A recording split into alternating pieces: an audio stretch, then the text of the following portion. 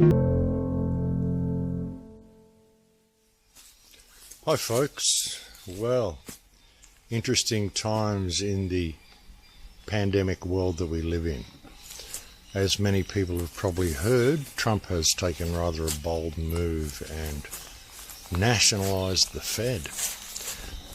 Interesting turn of events, I would say, for many people.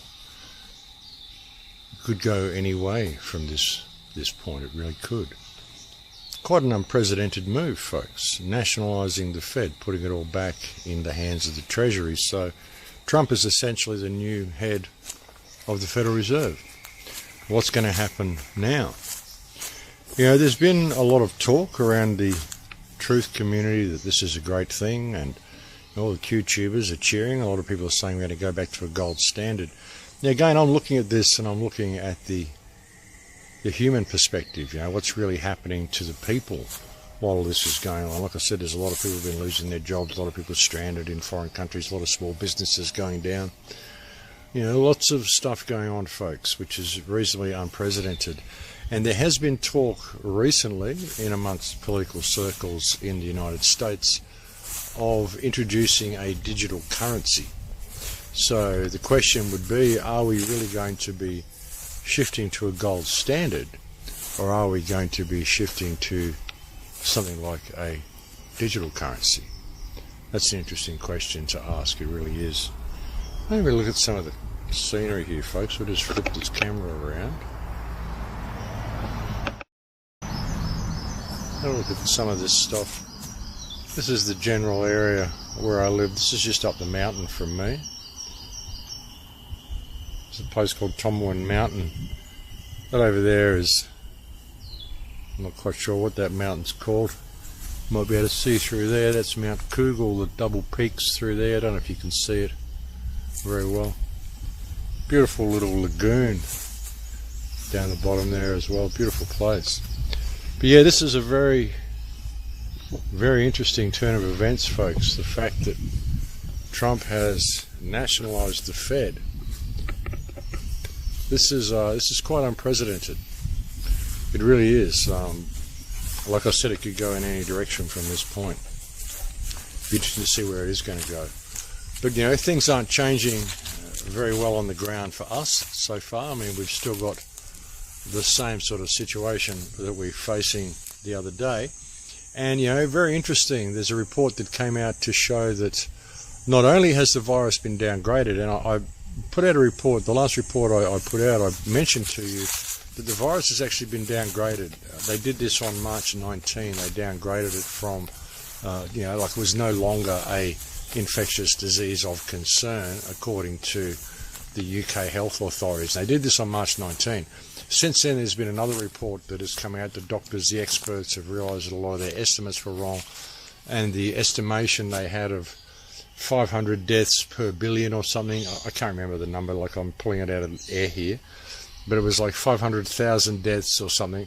They've dropped that down to about 20,000 deaths. So, you know, we're not hearing any of this from the media, we're not hearing any of it from our governments, and we're still seeing military out on our streets, and, you know, this whole, you know, martial law takeover that we're seeing, and that's really what's happening, folks. We've got military that have basically taken over the international airports here.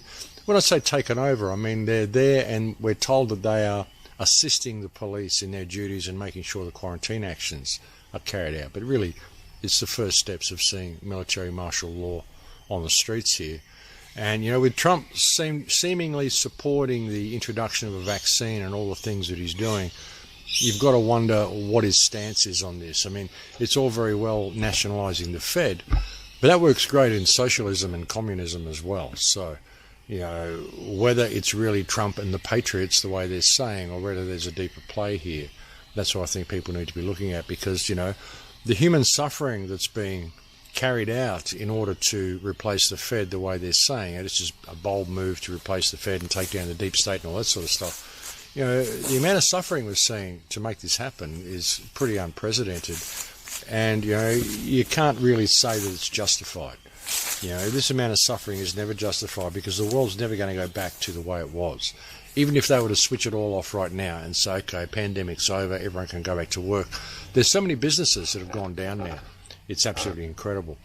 And the bullion sales have been through the roof. I went onto the bullion dealer that I normally look at this morning, and I was actually shocked to see that there is virtually no coins left. There is no small silver bullion left. There's only kilo blocks and things like. I couldn't believe it, the amount of bullion that must have been sold in the last week. So people can really see what's coming.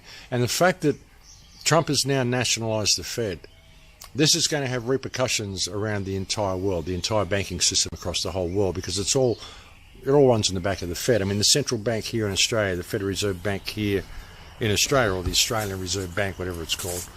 I mean, this is going to have repercussions with this, because it all relates to the Fed. So anybody who thinks that the US dollar is going to last, I mean, Trump's basically ensured that it can't. They're going to have to introduce some sort of new currency. You know, like I said, there's a lot of talk that this will be a gold-backed currency, but I don't know. I think that they may use this opportunity to introduce a digital currency. Now, all they've got to do is keep the activists at bay and keep everyone appeased, which is what the Q-tubers are doing, and what the whole Q movement seems to be doing, just basically keeping people appeased. So, you know, it can go any direction from this point, folks, but we're moving into very, very interesting times, and we're already essentially in martial law in this country now, you know, here in Australia. I mean, the government has basically put the military and the police in charge of operations. They've enacted this, you know, Bioemergency Act, which is quite draconian, and we've seen similar steps in England. And since the government's done that, now they've gone on holiday until August. Basically, they're taking time out until August. Interestingly, they're not self-isolating. The politicians and the police and the military don't have to self-isolate. When people arrive in the country, they have to go and self-isolate. New arrivals actually have to go to a hotel now, escorted by the military. And these hotels are not 5-star, folks. You go there and you get pretty low treatment while you're in this isolation stage. And yet the airline staff don't have to self-isolate, and they go all over the place. So, you know, a lot of this, I think, is just about keeping people apart from each other. And this will promote sickness as well. You know, like, we need to be out in the country. We need to be associating with people. We need to be not washing our hands 10 times a day, the way they're getting people to do, because our immune system needs to have practice. That's the way it is. It needs practice, folks. You know, point to note is that when the scientists go to Antarctica and they are isolated for 3 to 6 months away from the Western world, they're just locked in their base in Antarctica, in the ice, very sterile environment around them. There's not too many germs out there in the ice, and they're only associating with the scientists that are there with them, usually just half a dozen people or something. When these people go back to their respective countries, they always get sick. And the reason is because they've been isolated from the normal germs and bacteria that exist in society. So they always get sick when they go back into society. So if you're going to get all these people, you're going to isolate them for weeks on end. When we all get back into society and start mingling with each other, everybody's going to get sick. That's the way it works. You know, you shouldn't be washing your hands 10 times a day. You shouldn't be putting bacterial wipes on your desk all the time and on your bench all the time. It's been proven that if you use those antibacterial wipes and you're wiping your bench all the time, all you're doing is putting down a low amount of bacterial agent there, and you're basically building up the immune system of all the bacteria. So they become immune to all this stuff, so then none of the real stuff that we want to use against them works.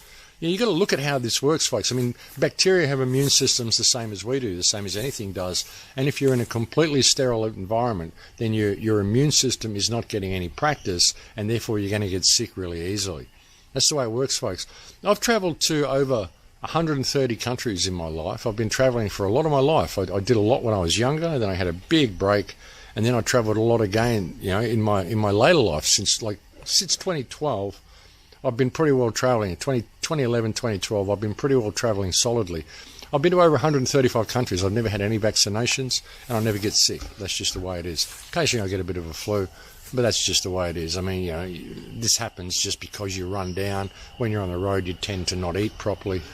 And by isolating people like this, they're going to be causing so many problems in people, not just with the bacteria, the way I said, making people susceptible to diseases by, you know, lowering their immune systems, but also the psychological damage that they're doing to people through all this as well. You know, just isolating people, telling them they can't have human contact, they can't go outside, they can't, you know, do the things they normally do. They've got to be isolated from the rest of the world.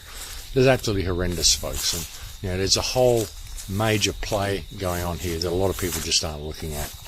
You know, and there's so many aspects to it. And you've got to take all of this into account when you're thinking, well, this is all great, and this is all about bringing down the deep state. Yeah, because I think there's a lot more to it than that. You know, I mean, sure, it's great Trump's bringing down the Fed. But I don't know, I have a really hard time seeing any politicians as friends, seeing any of them as being on our side. It just doesn't make sense to me, folks. I don't think that any of these people have our best interests at heart. I think they're all bought and paid for. They're all hand-picked.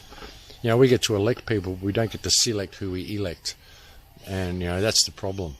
And what is the new election even going to look like? Will there even be an election? How can you have an election in this type of environment when we've got virtual martial law in our countries?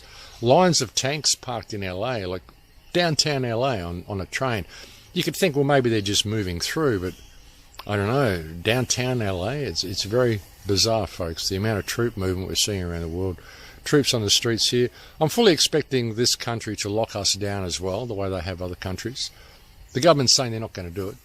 That's always a good sign that they are going to do it. Otherwise, they wouldn't be mentioning it to begin with. You know, but, you know, they're really pushing this, folks. Like I said, even though the pandemic, the virus has been downgraded, the estimates have been downgraded, we're not seeing anything like, even with the seasonal flu, we're not seeing even the amount of deaths that we would see with the seasonal flu, with this so-called deadly virus, you know. And viruses, folks, if you look into them, viruses can't be transmitted from person to person. Viruses can't be transmitted from animals to animals. Viruses are basically stuff that they are basically rubbish, which is squeezed out of cells when they get sick. You know, viruses are produced in your body and they can't be transmitted. They're not alive. They don't think. They don't go off and infect everything. You know, we're given this concept that viruses are alive, and we're fed movies like Contagion and this and that. All these movies that they give us about these deadly viruses and all these things.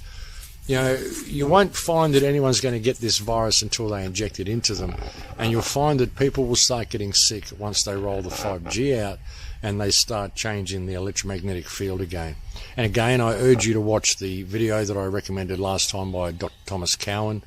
You know, I hear people knocking him as well, but then I hear people knocking everybody. So, but the information that he puts out there and the timeline that he presents is very, very compelling. So I urge you to look at that. And there's other doctors as well. There's a lot of people that have been talking about, you know, how viruses actually do work and the fact that they can't be transmitted the way our governments are telling us. So, you know, this could have been, you know, it could be that there's two factions there. You know, this could have been the big play that we were saying it was, and then Trump could have stepped in and done this little sidestep to take over the Fed the way he's done. But you've got to understand, you know, he may have his motivations as well. And like I said, it's a good step into socialism or communism. You know, Trump's real allegiances lie with the state of Israel more than anything else. That can be seen by his actions.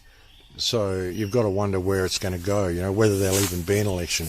Trump could set himself up as the king of America with this one, folks.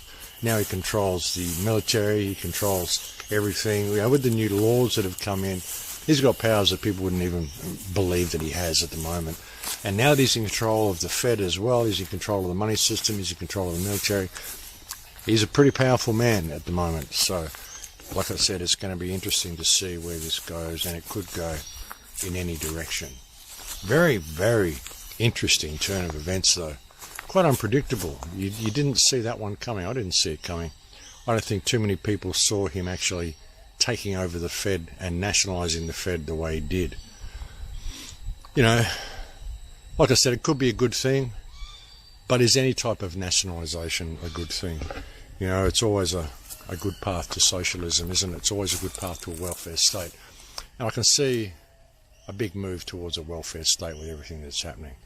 That's a lot of what these stimulus packages are all about. You know, getting people dependent upon handouts from the government, getting people used to it, getting people, you know, okay with it. So, you know, you've got to really wonder where all this is going, folks. But anyway, that's about all I wanted to share with you today. Thank you to all the people who send me so many kind emails and so many messages. Listen, I've got so many messages on Facebook. I simply cannot keep up with my Facebook messages. It's kind of daunting. Facebook takes a long time to load, so I've got to put up with that. And I wake up in the morning and I look and I've got 65 messages on my Facebook page. And I've got 2 Facebook pages, and that's 65 messages that I've got this morning. That adds to the other 200 messages that I've got there. I've just got so many messages on Facebook. I've got so many emails to get through. I'm trying to get through them all. Facebook is not a good place to message me. I don't go onto Facebook that often. It's better to send me emails through the website, but again, even that takes me a long time because I'm kind of, it's a one-man show. And it's just very difficult for me to get the time to answer all this stuff. I've got so much information coming in, so I do apologize for that. But thank you to all the kind words that people send me. Thank you to all the information that people are sending me, from all the different countries that are in lockdown. And there's so many, so many countries are in lockdown now. It's more, you've got a shorter list to name the countries that aren't in lockdown. Interesting, Russia isn't in lockdown, and China isn't in lockdown anymore, and there's not even really been any cases reported in Russia, and I think that should be very telling for people as well. But anyway, thank you for all the information that people send me, and thank you to all the people who support me on Patreon. I couldn't do any of this if it wasn't for you. I do expect that we will get locked down soon, so I'm not sure how long or how much longer I'll be able to do these walk and talks. You never know what they're going to do. I'll probably come out and do them anyway, even if we are locked down, because it's a nice area. I mean, it is a beautiful space where I live, folks. This whole area is beautiful. I'll give you another look. Even the road here, where I'm standing next to the car. Don't know what happened then, folks. I turned it off and didn't mean to. Yeah, this is just the road here. Australia's a beautiful country. It really is. It should be back on me now. There we go. So yeah, so that's about the size of it, folks. But that's about all I wanted to bring for you today. I'll probably bring you another report soon. I'll try to get these out daily or bi-daily or every couple of days or whatever. I mean, I think it's good to let people know that we're safe and let people know what's going on. So I'll try to bring them to you as much as I can. The kookaburras and the wildlife agree. But it's been great talking to you, folks. I'll look forward to speaking to you again soon. Please take good care until then, everybody. I do love you all, and please stay safe in Lakesh.